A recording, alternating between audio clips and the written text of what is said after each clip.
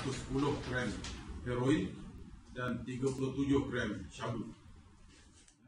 Polis Seberang Perai Utara memberkas 3 lelaki di 2 lokasi berasingan di kepala batas Pulau Pinang dan merampas sejumlah heroin dan syabu bernilai RM333,000 pada Jumaat lalu. Dalam tangkapan pertama, 12.30 tengah hari itu, 2 suspek berusia 17 dan 31 tahun ditahan sepasukan polis bahagian siasatan jenayah narkotik SPU di Bagan Ajam, Butterworth. Susulan penahanan 2 suspek berkenaan, polis menahan seorang lagi suspek berusia 28 tahun pada 2 petang di Teluk Air Tawar. Ketua Polis SPU, Assistant Commissioner Azmi Adam berkata, kes disiasat mengikut Seksyen 39B Akta Dadah Berbahaya 1952.